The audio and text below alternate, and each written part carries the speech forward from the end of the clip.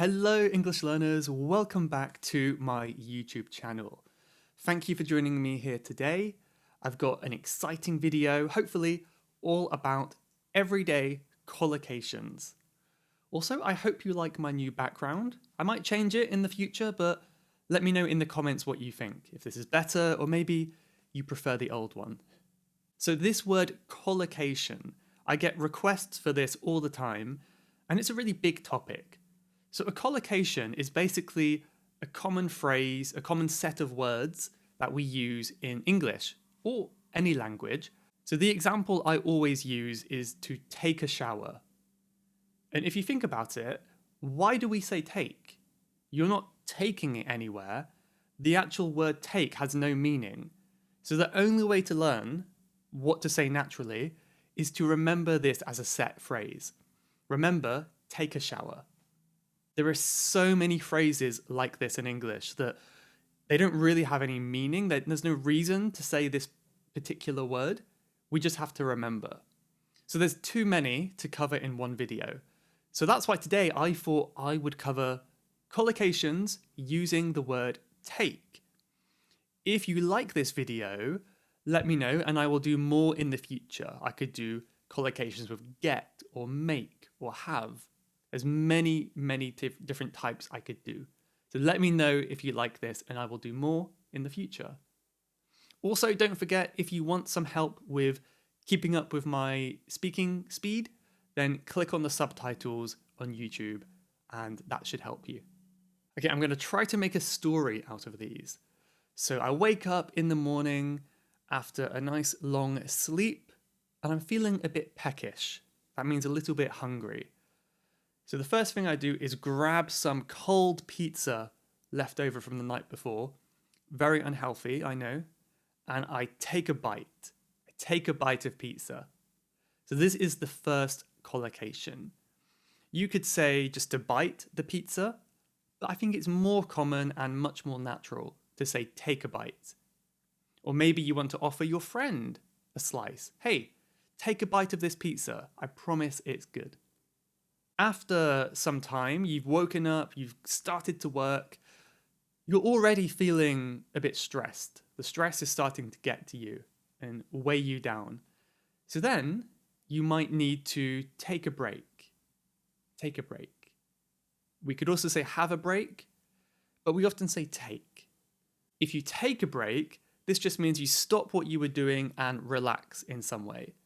So for me, I might go for a walk, listen to a podcast, listen to some music. That's a great way to take a break. How about you? What would you do to take a break in the middle of your busy working day?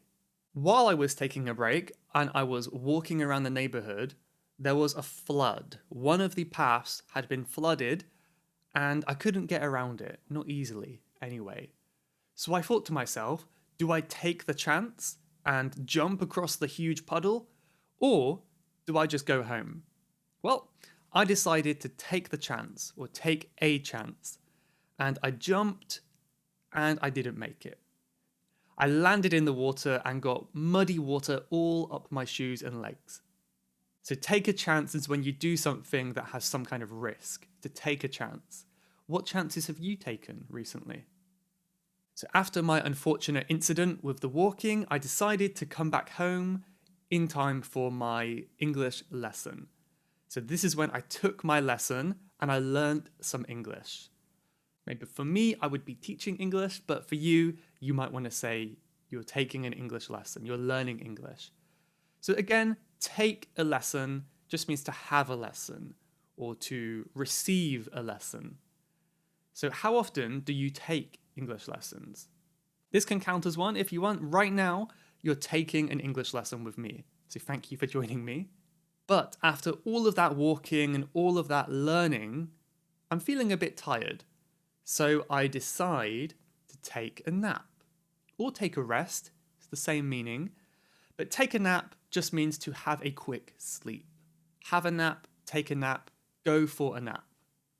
So to be honest, I'm not really much of a nap taker. I don't like to sleep when it's still light outside.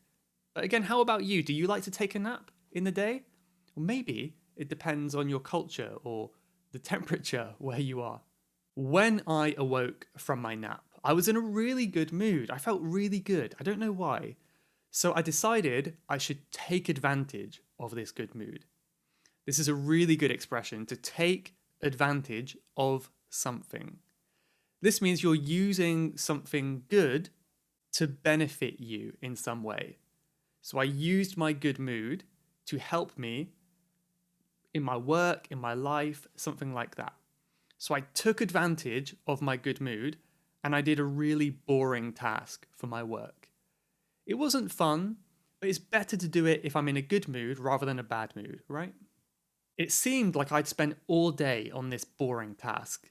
And then I took notice of the time. I was like, oh, is that the time already? It's so late. I've spent 2 hours on this task. So you took notice of the time really just means you noticed. You saw the time, you noticed what the time was. And I thought to myself, wow, that project really took a lot of time. So again, here we have the past tense, took time. If the duration of something is a long time, we can use the word take. It takes time. I hope you enjoy this video. It does take time to make it, but I hope it's worth it. I hope it's useful for you. So by this time, it had become evening. It was evening already. And my roommate and I, we have a plan. We take turns cooking the dinner. So one day I will cook the dinner. The next day my roommate will cook the dinner. So we take turns. If you take turns, that means one person does something, then the other person, and then it repeats like that. So I think taking turns cooking the dinner is a great and fair way to do it. And it saves you time as well. It doesn't take too much time because you'll only cook 3 or 4 days every week. However, while I was cooking dinner, I ran into a problem. I had too much clutter, too much mess in the kitchen. I really didn't have any room to chop my vegetables because I had too many machines and plates and bowls all over the kitchen. And it takes up way too much space. So this is the next one, to take up space. Just like we can take up time, we can also take up space. And it just means to fill space. If you have a piano in your room, for example, this will take up so much space. We can also use it for your mind. So right now, what is taking up lots of space in your mind? What is occupying all of your thoughts and your brain power? Hope something good. At this point, however, my roommate walked in the kitchen and said, wow, this kitchen looks like a pigsty. A pigsty is a house where pigs live.